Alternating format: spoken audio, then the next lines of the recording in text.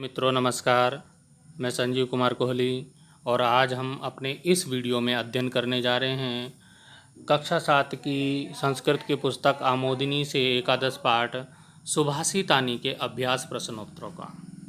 तो हम अपने पिछले वीडियो में इस पाठ का अध्ययन कर चुके हैं, इसके हिंदी अनुवाद को जान चुके हैं।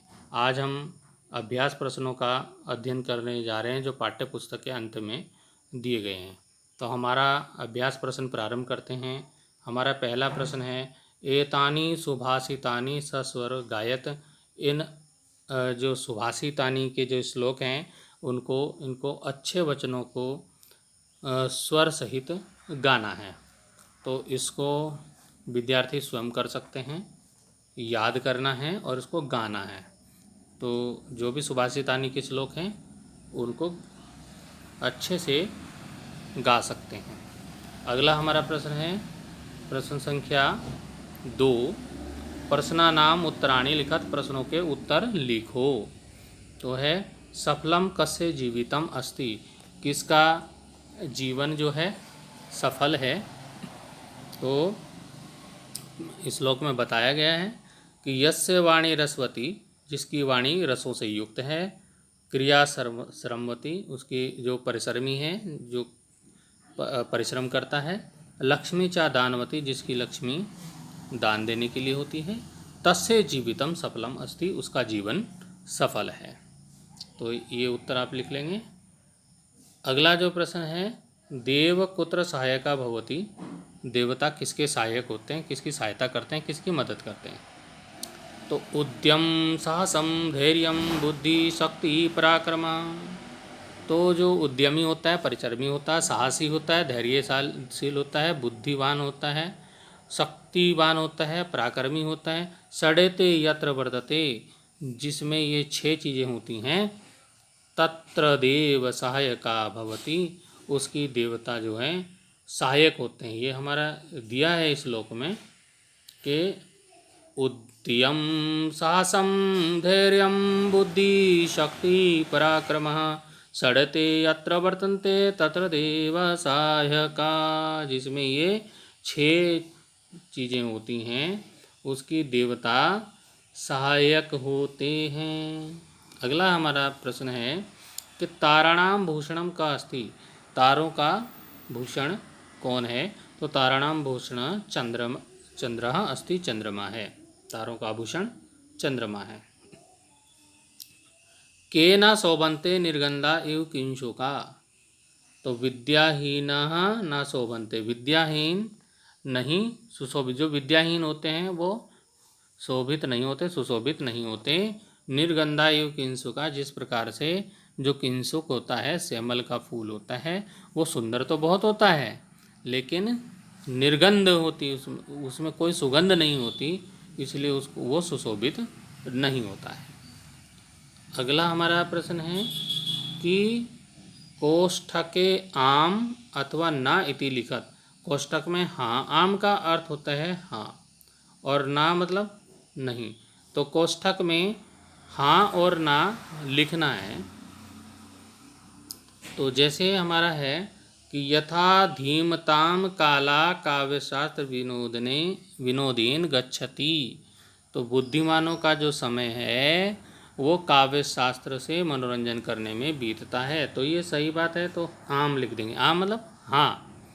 अगला हमारा है कि ताराणाम भूषणाम चंद्रास्ति, तारों का आभूषण चंद्र है, आम हाँ। अगला है काव्य शास्त्र विनोदेन मूर्खाणाम कालो गच्छति, काव्य शास्त्र के अध्ययन करने से मूर्खों का समय बीतता है। ये गलत है, क्योंकि काव्य शास्त्र का अध्ययन तो बुद्धिमान लोग करते हैं, मूर्ख लोग थोड़ी करते हैं।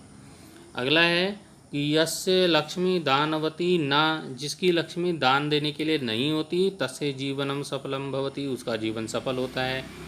तो ये सुभाषितानी में नहीं है, ये गलत है। अगला है किंशुक वृक्षस्य पुष्पाणि सुगंधितानि भवन्ति। किंशुक का जो वृक्ष होता है, श्यामल का वृक्ष, उसके जो फूल हैं सुगंधित होते हैं, नहीं होते, सुगंधित नहीं, तो ना हो जाएगा। अगला है विद्या सर्वस्य भूषणमस्ति, विद्या सबका आभूषण है, तो ये सही बात है, तो इसको आम लिखेंगे। अब इसमें है कि चित्रम दृष्टवा पंचवाक्यानि संस्कृते लिखत। चित्र में देखकर 5 वाक्य, चित्र ये पाठ्य पुस्तक में दिया गया है, उसको देखकर संस्कृत में 5 वाक्य लिखने हैं।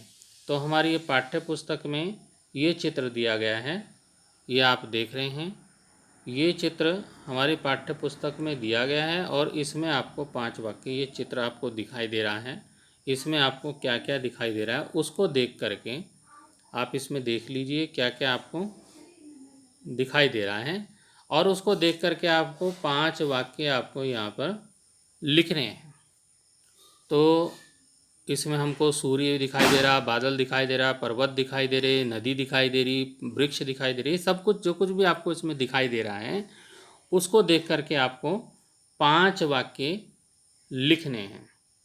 तो इसमें हम यहाँ पे है लिख सकते हैं। पहला वाक्य, आकाशे मेघा सन्ति, आकाश में बादल हैं। प्रातः काले सूर्योदय भवति, उस चित्र में आप देख सकते हैं प्रातः काले सूर्योदय का सूर्य उदय होता है। और पर्वतान नीचे वृक्षा सन्ति, पर्वतों के नीचे वृक्ष हैं। और पर्वतस्य पार्श्वे नदी बहती, पर्वतों के पास ही नदी बह रही है। और एतत् चित्रम सुंदरमस्ति, यह चित्र बड़ा सुंदर है। तो इस प्रकार से 5 वाक्य आप लिख सकते हैं। प्रश्न संख्या 5 की ओर चलेंगे। प्रश्न संख्या 5, संस्कृते अनुवादम कुरुत, संस्कृत में अनुवाद करो। हमारा है उसका जीवन सफल है, तो तस्य जीवनम सफलम अस्ति। विद्या सबका भूषण है, विद्या सर्वस्य भूषणमस्ति। पृथ्वी का आभूषण राजा है, पृथिव्यां भूषणम राजा अस्ति। पृथिव्या भूषणम राजा अस्ति, पृथ्वी का आभूषण राजा है। काव्य शास्त्र के आनंद में बुद्धिमानों का समय बीतता है, तो काव्य शास्त्र विनोदीन कालो गच्छति धीमताम। तो इस श्लोक में दिया गया है, इसको आप लिख सकते हैं। प्रश्न संख्या 6 है कि प्रश्न निर्माणम कुरुत, प्रश्न बनाना है। तो अब जैसे ये है विद्या सर्वस्य भूषणम अस्ति, तो जो ये रेखांकित जो शब्द है जिसके नीचे लाइन है उसकी जगह पे हमें प्रश्नवाचक शब्द लिख करके इसको प्रश्न बनाना है। जैसे ये है, यहाँ पे तत्र है, यहाँ पर विद्याहीन है, इसके नीचे लाइन लगी है, और यहाँ पर ये क्या है, ये गहरे काले शब्दों में लिखा है। तो हम इनके स्थान पर प्रश्नवाचक शब्द लिख करके इसके प्रश्नवाचक वाक्य बना सकते हैं। जैसे विद्या सर्वस्य भूषणमस्ति, विद्या सबका आभूषण है, तो यहाँ पर सर्वस्य की जगह क्या हमने लिख दिया, कस्य, कस्य का प्रयोग करके ये क्या बन गया, विद्या कस्य भूषणमस्ति। और इसको प्रश्नवाचक वाक्य बनाना है, तो आप क्या कर सकते हैं, तो इस सर्वस्य की जगह कस्य लिख दिया, और तो क्या हो गया, विद्या तो विद्या हो गया, सर्वस्य की जगह कस्य हो गया, और भूषणम की जगह भूषणम हो गया, और अस्ति की जगह अस्ति हो गया। लेकिन यहाँ पे था पूर्ण विराम, यहाँ पे आ जाएगा प्रश्नवाचक चिन्ह, तो क्या हो जाएगा, विद्या कस्य भूषणम अस्ति, ये बन गया हमारा प्रश्न। तो प्रश्न का निर्माण हो गया।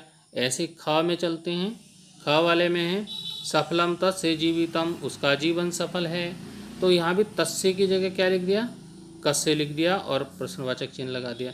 सफलम कस्य जीवितम अस्ति, तो क्या सफल किसका जीवन है, जीवन किसका सफल है। तो अगला हमारा है तत्र देव सहायका, तो तत्र की जगह क्या लिख दिया यहाँ पे, कुत्र, कुत्र देव सहायका अस्ति, और प्रश्नवाचक चिन्ह यहाँ पे लगा दिया।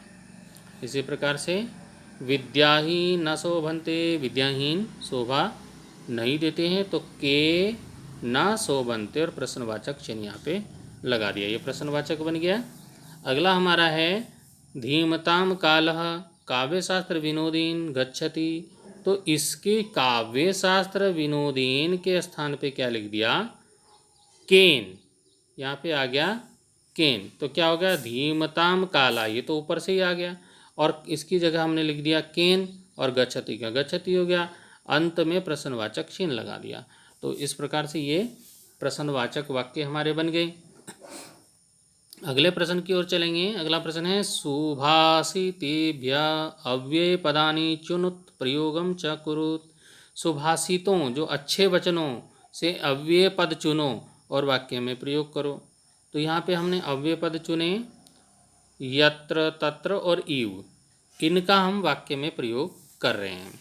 तो क्या कर सकते हैं, ये है यत्र सड़ते, सड़ते होता 6 गुण संति, जहाँ 6 गुण होते हैं, तत्र देव सहायका संति, वहाँ देवता सहायक होते हैं। तो तत्र, यत्र और तत्र का दोनों का यहाँ पे हमने ये वाक्य में प्रयोग कर दिया। अगला है विद्याहीन जना, विद्याहीन जो लोग होते हैं, निर्गंधा किंसुका, निर्गंध जिसमें कोई गंध नहीं है, खुशबू नहीं है, उस किंसुक इव न शोभन्ते, किंसुक के समान शोभा नहीं पाते हैं। तो यहाँ पे हमने क्या कर दिया, इस वाले वाक्य में इव का प्रयोग यहाँ पे हो गया। तो इस प्रकार हमारे जो यत्र तत्र इव जो अव्यय पद थे, उनका प्रयोग हमने इस प्रश्न के उत्तर में कर दिया है। इस प्रकार हमारा जो सुभाषितानि जो पाठ है, इसके हमने अभ्यास प्रश्नों का अध्ययन अपने इस वीडियो में किया, और अभी हम इस वीडियो की समाप्ति करते हैं और अगले वीडियो में अगले पाठ का अध्ययन करेंगे। तब तक के लिए धन्यवाद।